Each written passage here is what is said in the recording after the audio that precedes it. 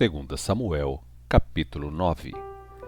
Um dia, Davi começou a indagar sobre a existência de pessoas da família de Saul. Ele havia prometido ao príncipe Jonatas ajudar a sua família e queria cumprir sua promessa. Nas suas indagações, ouviu falar de um homem chamado Ziba, que teria sido servo de Saul. Davi mandou trazer este homem à sua presença e lhe perguntou: "Você é Ziba, o servo de Saul?" "Sim, sou eu", respondeu o homem. "Ainda vive alguém da família de Saul?" perguntou o rei. "Se existir, diga-me quem é para que eu possa mostrar bondade para com ele." "Sim", respondeu Ziba, "o filho de Jonatas ainda vive. Ele é aleijado dos 2 pés." "Onde ele está?"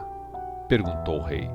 "Ele está em Lodebar, na casa de Maquir, filho de Amiel", respondeu Ziba ao rei. Então Davi mandou buscá-lo de Lodebar. Quando Mefibosete, filho de Jonatas e neto de Saul, chegou diante de Davi, inclinou-se com o rosto no chão. Davi perguntou: "Você é Mefibosete?" Ele respondeu: "Sim, sou seu servo." Porém, Davi disse: "Não tenha medo. Mandei buscar você porque desejo ajudá-lo. Quero mostrar bondade a você por amor a Jonatas, seu pai. Vou devolver a você toda a terra que pertence ao seu avô Saul, e além disso, você comerá sempre à minha presença." Mefibosete curvou-se humildemente diante do rei e disse: "Como pode um rei mostrar bondade para alguém completamente sem valor como eu, que pareço mais um cão morto?" Então o rei chamou Ziba, o antigo servo de Saul, e disse: "Ziba, devolvi a Mefibosete, neto de Saul, tudo o que pertencia à família dele. Você, seus filhos e seus empregados vão cultivar a terra para ele e tirar da terra o alimento para toda a família de Mefibosete. Porém, Mefibosete ficará morando aqui no palácio comigo." Ziba tinha 15 filhos e 20 empregados. Então Ziba respondeu: "O seu servo fará tudo de acordo com as ordens do rei, meu senhor." Daquele dia em diante, Mefibosete passou a comer à mesa de Davi como se fosse um dos seus filhos. Mefibosete tinha um filho ainda jovem chamado Mica. Todos os que moravam na casa de Ziba se tornaram servos de Mefibosete.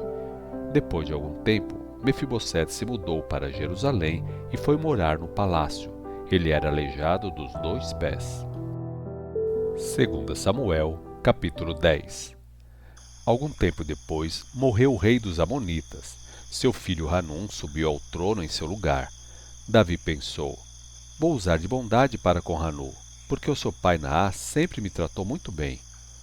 E Davi enviou seus mensageiros levarem palavras de conforto a Hanum pela morte de seu pai. Quando os mensageiros de Davi chegaram à terra de Amon, os oficiais amonitas disseram a Hanum, seu senhor: "Pensa que esses homens de Davi vieram trazer palavras de conforto? De forma alguma. Davi mandou esses mensageiros como espiões, pois ele virá atacar a cidade." Então Hanum prendeu os mensageiros de Davi, cortou pela metade a barba de todos os homens de Davi, também cortou as suas roupas até a altura das nádegas e os fez voltar para suas casas. Quando Davi soube o que havia acontecido, enviou mensageiros ao encontro deles, pois eles estavam profundamente envergonhados, e mandou-lhes dizer: "Fiquem na cidade de Jericó e só retornem quando a barba estiver crescida novamente." Depois disso, os amonitas reconheceram que tinha errado e atraído a ira de Davi. Então contrataram 20.000 homens dos sírios de Bet-Reobe e de Zobá, 1.000 homens do rei de Maaca e 12.000 de Tobi. Quando Davi soube que os amonitas estavam se preparando, enviou Joabe com todo o exército de Israel. Os amonitas defendiam os portões da cidade, enquanto os sírios de Zobá e de Reobe e os homens de Tobi e Maaca posicionaram-se nos campos abertos. Quando Joabe percebeu que o exército amonita estava dividido em 2 frentes, isto é, uma parte nos portões da cidade e a outra parte nos campos, reuniu os melhores guerreiros do seu exército e, sob o seu comando, enfrentaram os sírios nos campos. O restante do exército, sob o domínio do seu irmão Abissai, posicionou-se contra os amonitas que defendiam os portões da cidade. Se eu precisar de auxílio contra os sírios nos campos, avisarei e então você irá ajudar-me, disse Joabe a seu irmão. Se você, por sua vez, achar que os amonitas que defendem a cidade são muito mais fortes para você e seus homens, eu virei em seu auxílio. Coragem! Temos de lutar como homens valentes hoje, se quisermos salvar o nosso povo e as cidades do nosso Deus. Seja feita a vontade do Senhor. E quando Joabe e suas tropas começaram o ataque, os sírios começaram a fugir. Então, quando os amonitas viram a fuga dos sírios diante de Joabe nos campos, começaram a fugir também de seu irmão Abissai e se fecharam na cidade. Diante disso, Joabe voltou para Jerusalém. Vendo, pois, os sírios que tinham sido derrotados, não se conformaram com a derrota e começaram a se reunir de novo. Juntaram-se a eles mais soldados sírios de Hadadezer, mandou trazer do outro lado do rio Eufrates. Esses soldados chegaram a Elã sob o comando de Saboque, comandante-chefe de todos os exércitos de Hadadezer. Quando a notícia desses acontecimentos chegou aos ouvidos de Davi, ele mesmo reuniu seu exército, atravessou o Jordão e saiu para atacar Elã, onde se realizou o combate contra os sírios. Novamente os sírios fugiram diante de Israel, e Davi matou no campo 700 sírios de carros de guerra e 40.000 sírios da cavalaria, incluindo o comandante Soboque.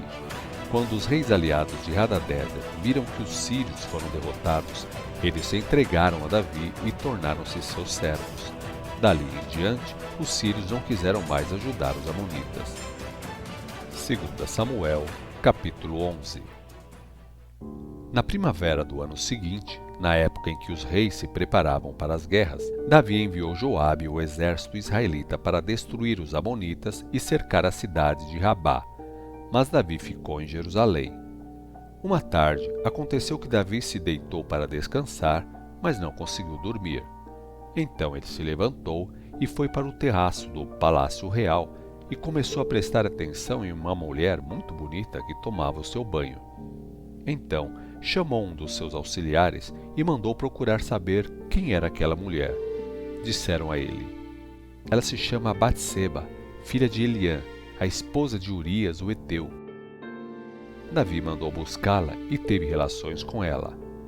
Batseba tinha justamente terminado o seu ritual mensal de purificação e ela voltou para casa. Mais tarde, a mulher percebeu que estava grávida e mandou um mensageiro a Davi dizendo que estava grávida.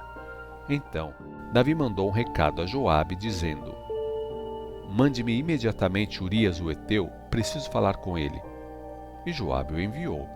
Quando Urias chegou, Davi começou a conversar com ele, perguntando como ia a guerra e como estavam Joabe e os soldados. Depois, Davi disse a Urias: vá para casa e descanse um pouco, e enviou um presente para ele em sua casa. Mas Urias não foi para casa. Ele passou a noite com os auxiliares do rei nos portões do palácio real. Quando Davi soube que Urias não tinha ido para casa, mandou chamá-lo à sua presença e perguntou: que há com você? Por que não foi passar a noite com a sua esposa depois de haver ficado tanto tempo longe dela?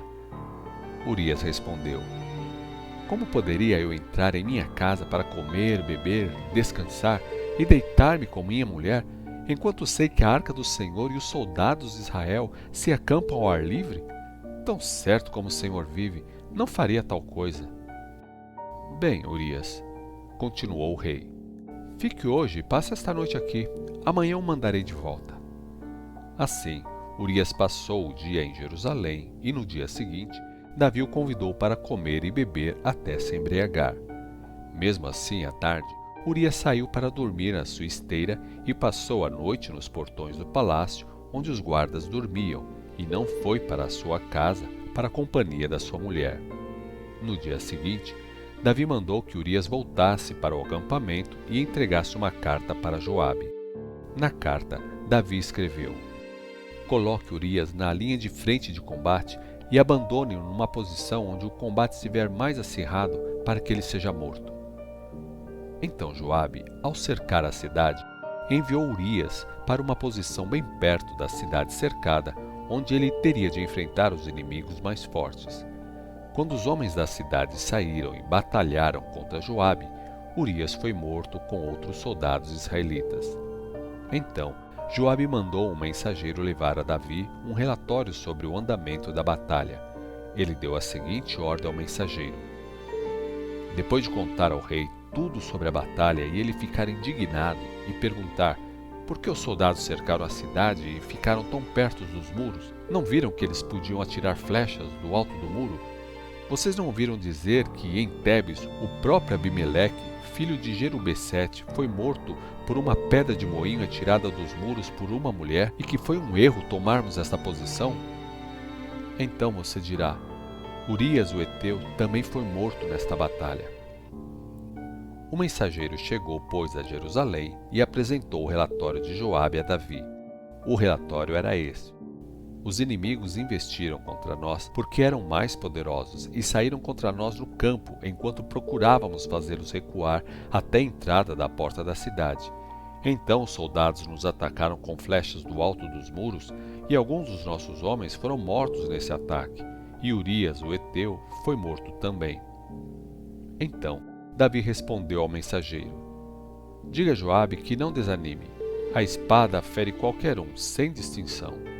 Continuem a lutar mais duro ainda e conquistem a cidade. Anime-o dessa maneira. Batseba chorou quando soube que seu marido Urias havia morrido. Quando passou o período de luto, Davi mandou buscar Batseba para viver no palácio real e a tomou como uma de suas esposas. Ela teve um filho dele, mas o procedimento de Davi desagradou a Deus.